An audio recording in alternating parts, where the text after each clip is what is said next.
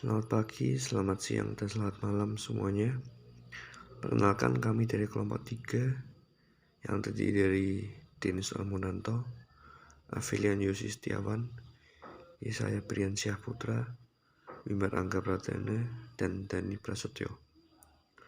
Pada kesempatan kali ini, kami akan bahas mengenai revaluasi aset.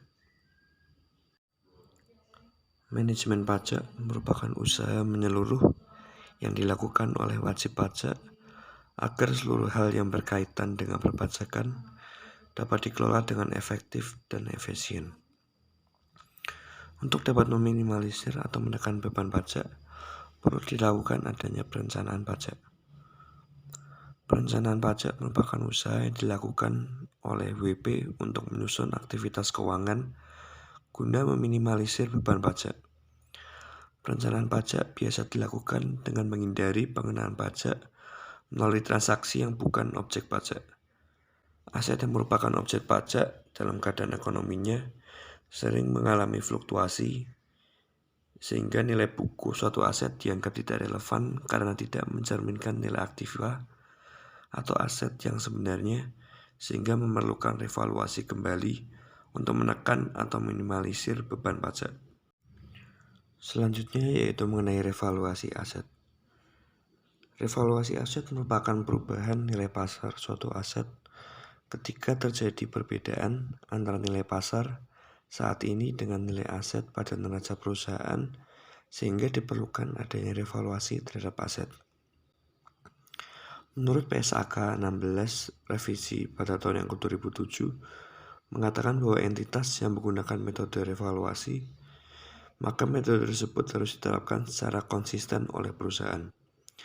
Selisih antara nilai tercatat aset dan nilai hasil revaluasi pada saat melakukan revaluasi aset akan dicatat atau dibukukan sebagai surplus revaluasi, sehingga pajak akan diakui sebagai aset atau liabilitas pajak tangguhan jika pengenaan pajak atas revaluasi tidak dikenakan menurut peraturan perpajakan. Dalam pelaksanaan revaluasi aset, terdapat 3 metode yang digunakan, yaitu metode indeksasi, metode harga pasar saat ini, dan metode penilaian. Yang pertama adalah teknik indeksasi. Indeksasi adalah teknik estimasi kebutuhan SDM di masa yang akan datang dengan menandai tingkat perkembangan karyawan dengan indeks. Metode indeksasi ini bermanfaat untuk mengetahui biaya atau nilai terkini, sehingga suatu indeks yang dikeluarkan oleh Departemen Statistik akan diperlukan untuk melihat adanya biaya atau nilai yang akan dikeluarkan oleh sebuah perusahaan. Lalu metode yang kedua yaitu metode harga pasar saat ini. Metode ini menyesuaikan dengan harga pasar aset yang berlaku dan terbagi menjadi beberapa jenis aset sebagai berikut. Yang pertama yaitu ada revaluasi tanah bangunan, dilakukan untuk mendapatkan nilai pasar yang wajar dari bangunan tersebut. Kemudian yang kedua yaitu pabrik dan mesin, dilakukan untuk mendapat nilai pasar wajar pabrik dan mesin. Revaluasi ini bisa dilakukan dengan bantuan dari pemasok. Lalu yang terakhir yaitu metode penilaian. Pada metode ini perlu dilakukan penilaian teknis secara rinci terhadap suatu aset untuk mengetahui nilai pasar dari aset tersebut. Sehingga ketika menggunakan metode ini, perlu dipastikan bahwa suatu aset tidak mengalami adanya overprice atau undervalue dari nilai pasar yang sudah ada. Selanjutnya yaitu mengenai dasar hukum atau aturan mengenai revaluasi aset menurut aturan perpajakan. Aturan yang mengikat terkait revaluasi aset tercantum dalam Undang-Undang Nomor 36 Tahun 2008 Pasal 19 yang mencakup dua hal, yaitu yang pertama, Menteri Keuangan memiliki wewenang untuk menetapkan peraturan mengenai penilaian kembali aktiva serta faktor penyesuaiannya jika terjadi adanya ketidaksesuaian antara unsur biaya dengan penghasilan yang disebabkan oleh perkembangan harga. Yang kedua, yaitu selisih penilaian kembali aktiva akan dikenakan tarif pajak tersendiri sesuai dengan peraturan Menteri Keuangan yang berlaku, dengan syarat tarif Tarif yang dikenakan tidak melebihi tarif pajak tertinggi yang ada. Regulasi mengenai peraturan penilaian kembali, yaitu Peraturan Menteri Keuangan Nomor 191 PMK Nomor 10 Tahun 2015 tentang penilaian kembali aktiva tetap yang bertujuan untuk perpajakan bagi permohonan yang diajukan pada tahun 2015 sampai tahun 2016. Mengakibatkan Direktorat Jenderal Pajak atau DJP memberikan pengurangan tarif pajak penghasilan pasal 19 untuk wajib pajak badan ataupun perusahaan yang akan melakukan penilaian aset kembali. Revaluasi aktiva tetap untuk tujuan perpajakan diatur di dalam Peraturan Menteri Keuangan Republik Indonesia Nomor 79 PMK Nomor 3 Tahun 2008. Dalam peraturan ini, perusahaan dapat melakukan penilaian kembali aktiva tetap perusahaan untuk tujuan perpajakan, dengan syarat telah memenuhi semua kewajiban pajaknya sampai dengan masa pajak terakhir sebelum masa pajak dilakukannya penilaian kembali. Jenis perusahaan yang bisa melakukan revaluasi adalah wajib pajak badan dalam negeri dan bentuk usaha tetap dan tidak termasuk dalam perusahaan yang memperoleh izin menyelenggarakannya pembukuan dalam bahasa Inggris dan mata uang dolar Amerika Serikat. Untuk bisa melakukan penilaian kembali aktiva tetap perusahaan harus mengajukan permohonan kepada Direktur Jenderal Pajak. Penilaian kembali aktiva tetap perusahaan dilakukan terhadap yang pertama, seluruh aktiva tetap berwujud, termasuk tanah yang berstatus hak milik atau hak guna bangunan. Atau yang kedua, seluruh aktiva tetap berwujud tidak termasuk tanah yang terletak atau berada di Indonesia, dimiliki dan dipergunakan untuk mendapatkan, menagih, dan memelihara penghasilan yang merupakan objek pajak. Penilaian kembali aktiva tetap perusahaan harus dilakukan berdasarkan nilai pasar atau nilai wajar aktiva tetap tersebut, yang berlaku pada saat penilaian kembali aktiva tetap yang ditetapkan oleh perusahaan jasa penilai atau ahli penilai, yang memperoleh izin dari pemerintah. Dalam Peraturan Menteri Keuangan Republik Indonesia Nomor 191/PMK 010/2015, wajib pajak dapat melakukan penilaian kembali aktiva tetap untuk tujuan perpajakan dengan mendapatkan perlakuan khusus apabila permohonan penilaian kembali diajukan kepada Direktur Jenderal Pajak dalam jangka waktu sejak berlakunya Peraturan Menteri ini sampai dengan tanggal 31 Desember 2016. Perlakuan khusus yang dimaksud adalah mengenai pajak penghasilan yang dibagi dalam beberapa kategori. Yang pertama yaitu 3% untuk permohonan yang diajukan sejak berlakunya Peraturan Menteri ini sampai dengan tanggal 31 Desember 2015. Lalu yang kedua ada 4% untuk permohonan yang diajukan sejak tanggal 1 Januari 2016 sampai dengan tanggal 30 Juni 2016. Dan yang terakhir yaitu 6%, yaitu untuk permohonan yang diajukan sejak tanggal 1 Juli 2016 sampai dengan tanggal 31 Desember 2016. Keuntungan melakukan revaluasi aset. Keuntungan yang pertama yaitu revaluasi aset yang dilakukan dapat menunjukkan posisi kekayaan yang lebih wajar. Selanjutnya, bagi perusahaan yang go public, revaluasi aset sangat penting karena dapat mengontrol permodalan perusahaan. Yang ketiga, revaluasi aset dapat digunakan untuk menyusun nilai aset ke dalam harga yang relatif realistis. Yang keempat, dapat meningkatkan kinerja keuangan perusahaan sehingga dapat digunakan untuk menarik investor. Yang kelima, dapat mengurangi kewajiban perpajakan. Dan yang keenam, revaluasi aset juga dapat membantu perusahaan yang ingin atau akan melakukan merger. Selanjutnya, setelah kita membahas mengenai keuntungan revaluasi aset, kita akan membahas mengenai kerugian ketika melakukan revaluasi aset. Kerugian yang pertama yaitu perusahaan tidak dapat menilai kembali aset tetapnya setiap tahun, atau biaya aset tetap tidak dapat turun. Dalam situasi yang seperti ini, penyusutan tidak dapat dibebankan oleh perusahaan. Kerugian yang kedua yaitu jumlah penyusutan yang dibebankan atas revaluasi aset tetap tidak menunjukkan pola yang teratur. Dan kerugian yang terakhir yaitu perusahaan menghabiskan banyak uang untuk revaluasi aset karena pekerjaan ini membutuhkan bantuan dari para ahli teknis dan peningkatan biaya menghasilkan keuntungan yang lebih sedikit. Selanjutnya, perencanaan pajak untuk revaluasi aset. Dalam melaksanakan revaluasi aset tetap, ada beberapa hal penting yang harus diperhatikan oleh perusahaan. Hal penting yang menjadi pertimbangan perusahaan untuk memutuskan revaluasi aset tetap atau tidak itu yang pertama adalah membandingkan cost dan benefit yang muncul akibat revaluasi aset tetap.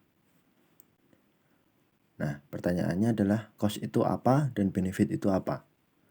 Cost itu berupa pengeluaran untuk jasa appraisal dan pengeluaran untuk beban pajak final atas selisih lebih nilai aset setelah direvaluasi. Nah, biaya ini akan muncul langsung di tahun yang sama dengan dilakukannya revaluasi. Lalu yang kedua itu benefit. Benefit itu berupa peningkatan beban depresiasi yang merupakan keuntungan dari sisi pajak karena dapat mengurangi beban pajak PPh badan yang dibayarkan. Nah, keuntungan pajak ini nantinya akan dirasakan pada tahun-tahun mendatang setelah revaluasi itu dilakukan. Sehingga dalam menghitung keuntungan pajak ini, perusahaan harus menghitung secara akumulatif selama 4 tahun. Selanjutnya, kita mendapati gambar yang menunjukkan ini membandingkan saat kita melakukan revaluasi aset dan juga saat tidak melakukan revaluasi aset. Jadi kita andaikan bahwa kita melakukan revaluasi aset pada aset yang berumur 5 tahun, lalu pada tahun ketiga kita menentukan untuk melakukan revaluasi aset atau tidak.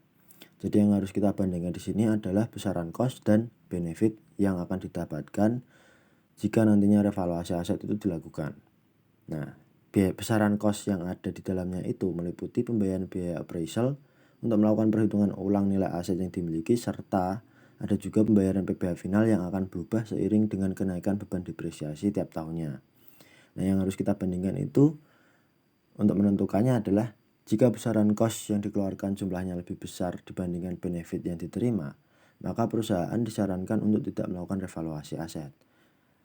Hal sebaliknya juga berlaku. Jika cost yang dikeluarkan lebih kecil dibandingkan benefit yang diterima, maka artinya perusahaan disarankan untuk melakukan revaluasi aset. Nah, untuk mempermudah perusahaan membandingkan cost dan benefit, maka perusahaan itu dapat menggunakan konsep time value of money untuk menghitung biaya depresiasi selama tahun tertentu. Caranya menggunakan present value ditarik pada titik waktu yang sama dengan rencana dilakukannya revaluasi aset tetap. Nah, dengan dilakukannya hal tersebut, perusahaan itu bisa langsung melihat perbandingan antara cost dan benefit nantinya. Dengan demikian, perusahaan juga bisa langsung membuat keputusan bagaimana untuk melakukan atau tidaknya revaluasi aset tetap. Pertimbangan selanjutnya yang kedua yaitu memastikan kondisi perusahaan apakah terjadi laba atau rugi. Laba dan rugi akan membawa pengaruh terhadap jumlah pajak yang akan dibayar. Apabila perusahaan tersebut mengalami laba, maka akan dilakukan perhitungan pajak sebelum dan sesudah dilakukannya revaluasi aset. Berdasarkan kedua perhitungan tersebut, dapat dilihat dari berapa beban pajak yang harus dibayar apabila menggunakan revaluasi. Pertimbangan yang ketiga yaitu memperhatikan tarif pajak tertinggi jika perusahaan mendapatkan laba. Dalam PPh Badan ada beberapa lapisan tarif pajak, yaitu sebesar 12,5% dan 25%. Apabila penghasilan bruto perusahaan kurang dari 50 miliar, maka perusahaan dikenakan tarif PPh Badan pasal 25 sebesar 12,5%. Namun jika lebih dari 50 miliar, maka perusahaan dikenakan tarif PPh Badan pasal 25 sebesar 25%. Pertimbangan selanjutnya yang keempat yaitu perusahaan mengalami kerugian. Kegiatan di tahun berjalan apakah berjalan dengan semestinya? Ketika terjadi kerugian di suatu perusahaan, apabila kondisi rugi tersebut terjadi dalam waktu 5 tahun, maka bagaimana perbandingan selisih revaluasi aset? Yaitu masih tetap berjalan dengan semestinya. Namun jika kondisi rugi tersebut masih belum 5 tahun, maka laba tahun berjalan dapat dijadikan kompensasi di tahun sebelumnya. Kemudian perbandingan yang terakhir atau pertimbangan yang terakhir yaitu revaluasi aset berdampak pada pajak. Apabila perusahaan melakukan revaluasi, maka perusahaan akan mendapatkan keuntungan, yaitu membayar pajak dari dasar pajak yang lebih rendah. Jika melakukan revaluasi aset tetap ketika perusahaan dalam keadaan rugi, maka perusahaan tidak perlu membayar PPh final. Sebaliknya, apabila ternyata keadaan perusahaan mengalami laba, maka akan hanya dikenakan PPh Badan pasal 25. Kemudian yang terakhir yaitu kesimpulan.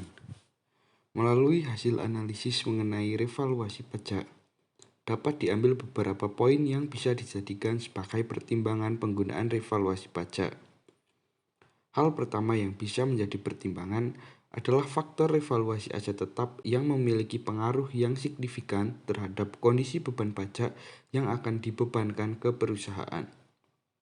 Namun, jika revaluasi aset tetap tidak dilakukan dengan perhitungan yang tepat, maka perusahaan atau entitas harus menanggung.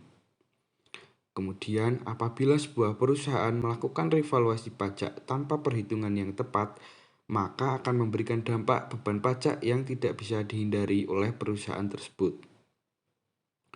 Oleh karena itu, perusahaan harus mampu untuk mempertimbangkan cost dan benefit yang akan diterima oleh perusahaan itu.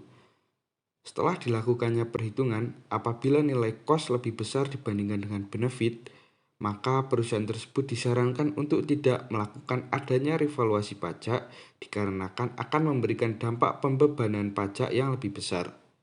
Namun, apabila benefit lebih besar dibandingkan cost, maka perusahaan dapat melakukan adanya revaluasi pajak.